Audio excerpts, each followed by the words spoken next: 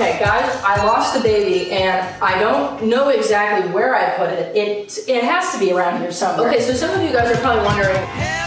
I lied about being pregnant as a joke. And the joke is not that pregnancy under strenuous circumstances is funny. The joke is not that the audience was gullible enough to believe that I was pregnant. The joke is you connected to something that wasn't real. And we don't really find it until now, when you subscribe to my Patreon. Oh, brother, this guy stinks! So unfortunately, I have to come on here and make another one of these videos, because I feel like the last time we talked about something that is even remotely similar to what I am talking about today was when I came on here to talk about Watcher and their terrible, just absolutely terrible business decision, which was essentially to leave YouTube, their already successful platform, to start their own subscription service. Now, what we're talking about today doesn't exactly have to do with somebody quitting YouTube and then making their own platform and promoting it and putting a paywall on it. No, but the whole reason why I brought them up is because recently they made a really bad business decision, and it looks like another really big YouTuber with over 1 million subscribers has purposely made a really bad, I guess, business decision. Now, originally I was supposed to cover this on my second channel, but as the days went on and I was covering other things, this situation started to get a bit bigger, so I'm like, hey, we're gonna move it over here and we're gonna talk about it over here and make it a big thing. Because as you guys may know, there are a lot of influencer schemes and stuff like that where people will go and fake cancer, fake a terminal illness, fake a breakup and things like that to get money and clout. Well, the really big YouTuber that we're talking about today, what they did and the whole reason why we're talking about them is because essentially what they did falls under the same category of faking things that maybe you shouldn't be faking, let alone for money and clout. Well, I guess just to keep it short and simple with you guys right now, a big YouTuber who goes by the name of Konstnar, she was inactive on her YouTube channel up until 2 weeks ago, and she was gone for around a year. In the video she came back with 2 weeks ago is titled, I have an announcement, and then you can see the thumbnail right there in which it looks like she is pregnant, right?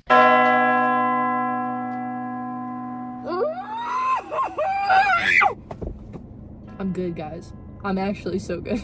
I want to have a kid. I just don't think I can have a fucking kid right now. And I really want a kid. I do want a fucking kid. And I'm not being stupid. I'm not being like, oh, well, you're young. You don't really know what it's like. You have so much life to live. Fuck you! I'm having a baby. Like, I'm having the baby. It's not like it's not like I'm getting rid of it. It's like, I'm having the baby. I'm gonna have a baby. Me. Remember how I had, like, shit going on with my uterus when I was 16? Like, I had surgeries just to get stuff removed. So, like, my fertility's always been kind of weird.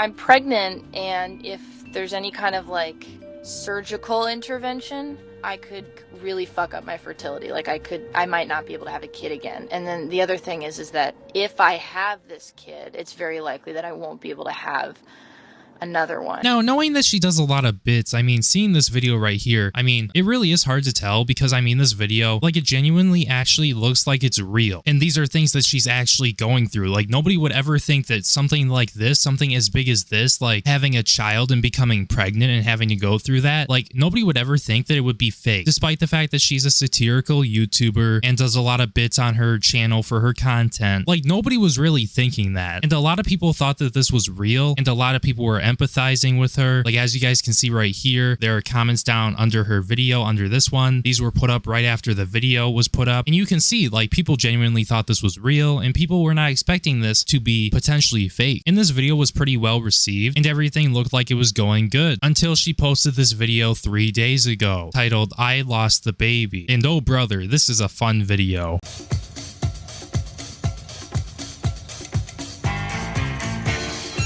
Okay, guys, I lost the baby, and I don't know exactly where I put it. It has to be around here somewhere. Okay, so some of you guys are probably wondering.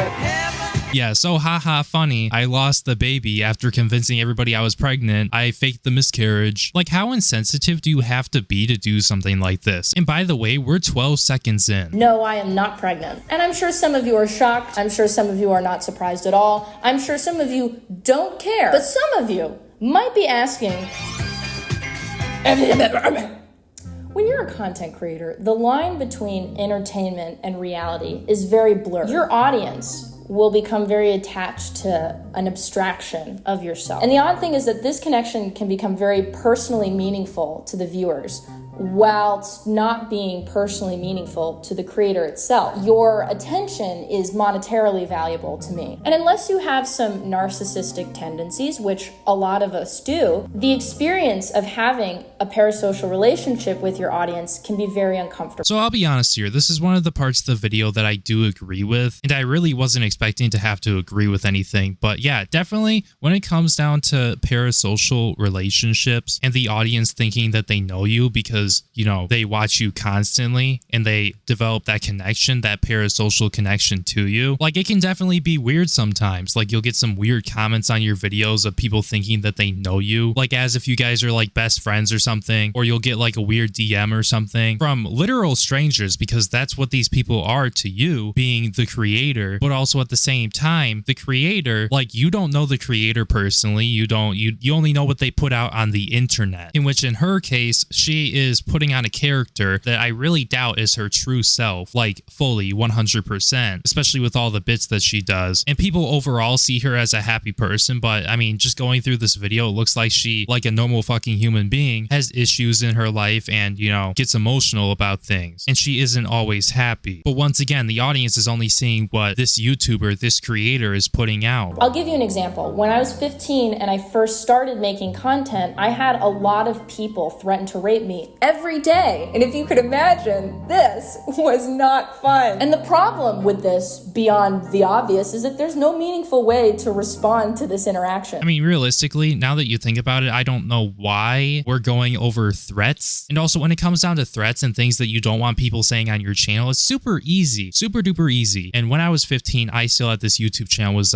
named something different, and I had a few people going and making threats and people who didn't like me and stuff like that in the comments. Like, it's totally normal. And it's like, if you don't want people making those comments and you don't want people saying those things, like YouTube has tools on YouTube Studio that you can use to stop people from putting comments on your videos that have the specific blocked terms that you don't want people saying, so that you don't have to see these comments and they go in your hell for review, a separate section in your comment section on your YouTube Studio, so you don't have to look at them. But overall, I don't see how this has really anything to do with, you know, this parasocial relationship you're talking about. And it definitely is not an example. The offender has anonymity, and in some way, so do I. So I'm not treating them like a real person. They're not treating me like a real person. You're not real, and I'm not real, and none of this is real. Do I really have to do this? A parasocial relationship is a one-sided psychological connection that occurs between an audience and performer through mass media, such as TV and online platforms. The relationship is based on a projected version of the other person, and the other person is unaware of the first person's existence. And then it goes on to say, for example, a Swiftie who forms an emotional attachment to Taylor Swift and thinks of her as a close friend has a parasocial relationship. So, I mean, I would like to say that, you know, according to the definition and the example provided, in which this is only one example, but I mean, definitely if these people have a parasocial relationship with you and your content and what you put out there, like they see you as a person. So to say that you and the people who have a parasocial relationship with you, that whole interaction is not real and they don't see you as a real human being when they clearly do, like I'm not exactly sure if you know the true definition to parasocial relationship, because if you did that easy Google search, you would be able to see that you are wrong. And they obviously think that they have a real connection with a real human being through the screen, despite you not knowing who they are and them not knowing exactly who you are. They're just personally attached to what you put out, and they think that you're a close friend and somebody who they know, when that really isn't the case. And this is why many times in the past, like I've urged people, like you might think you know a creator and you might love them and you might think that they're like a hero or something. You might think that I'm a hero and I'm like a good guy or something, which I mean, I am. But the overall point I'm trying to make here is that you only see what I put out publicly. You don't see how I am behind the scenes. You're not like one of my best friends who I've hung out with and shit like that. You never hopped into a voice call with me and talked to me personally about things. And besides what I do here on the internet, you have no idea what is going on in my personal life. You only see this one projected thing that I do on the internet. And that's how it is for most creators out there, because most creators, unless you're like really big and like you're a really big influencer like say Logan Paul or something.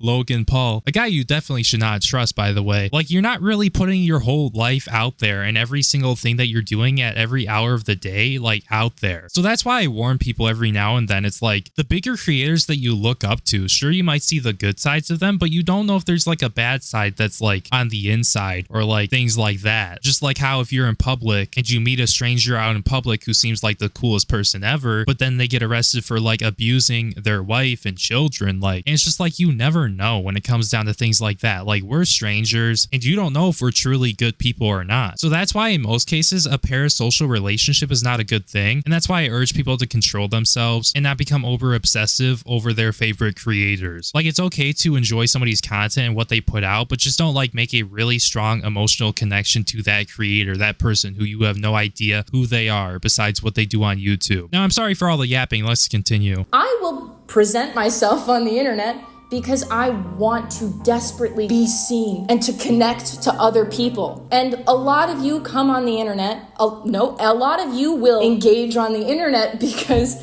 you want to be seen and because you desperately want to connect to someone. I lied about being pregnant as a joke, and the joke is not that pregnancy under strenuous circumstances is funny. The joke is not that the audience was gullible enough to believe that I was pregnant. The joke is you connected to something that wasn't real. Or maybe when it comes down to somebody announcing their pregnancy and people thinking that this person is pregnant, like, a lot of people are going to celebrate that. And a lot of people are going to congratulate you and be happy for you. And they don't necessarily have to have a parasocial relationship with you to congratulate you over that. So I don't really see how this was a joke, let alone that the joke was supposed to be, oh, you connected to something that wasn't real because you have a parasocial relationship. Like, no, I mean, people in the comment section, like, I'm not saying I do this in every case, but I'll be recommended like a video where something big is happening in somebody's life, like they're getting married, they're having a child, somebody say like Matt Pat is leaving YouTube on his main channel to do better things. Like, sometimes I'll go and I'll comment on those videos and like congratulate those people, and I didn't congratulate them because, oh, I had an emotional connection, especially not to the point where I had like a parasocial relationship. Because I'll be honest here, I really was not like the biggest watcher of game theory and Matt Pat, but I had seen videos of his in the past and I thought they were pretty good. I just really didn't watch them like consistently. I wasn't like the biggest fan or nothing like that. But yeah, no, when something good is happening and somebody wants to do something more with their life and they want to work more on themselves, or, you know, they're having a child or they're getting married, like, of course I'm going to be happy for them and I'm going to congratulate them. So when it comes down to faking the pregnancy and the miscarriage, I'm having a real hard time understanding the joke, on top of the fact that I don't know anybody who laughed at this or thought that this was funny. Like, when I think about a joke, I think somebody asked me what's up and I'm like, the ceiling. Like, I know that sounds stupid and not everybody's gonna find that funny. They're gonna find it cringe and corny and shit like that, but that is something that I would consider to be an example of what a joke is. Something that catches somebody off guard and something that is even just a little tiny bit funny. Something that gives somebody a little giggle. Like, I'm not thinking somebody announcing that they are pregnant and then 2 weeks later they announced that they had a miscarriage and it was essentially just a troll to promote their Patreon. Like, I'm not thinking that's funny or that's a joke. And I don't think the actual people going through miscarriages would think that something like this is too funny or a joke. Like, I don't think that they would be laughing over this. And I have become something that isn't real. We all come here to find this connection over and over again. And we don't really find it until now, when you subscribe to my Patreon. Oh yeah, that's fucking right. This entire stunt has been an advertisement for my Patreon. So, okay, she's got me stumped on this part right here. I mean, first of all, faking a pregnancy and then like making a clickbait video saying you had a miscarriage. Like I said a little bit earlier in the video, I feel like that's a really insensitive thing to do, let alone that you did it for money. But I don't understand making a Patreon where you would share like your most personal details about what's going on in your life and you crying and stuff like that and things that you're going through in your life if you were claiming that you had a problem with that. Like, you were talking about these rape threats and how you didn't like those, but I mean, realistically, if the person who made that threat had a parasocial relationship with you, what would stop them from going to your Patreon and paying you money to see these like more personal moments? Like, I don't really understand the move here, on top of the fact that you're kind of a scumbag for doing this. I'm also announcing that I'm coming back to YouTube. Listen, I wanted to come back to YouTube and explained to everyone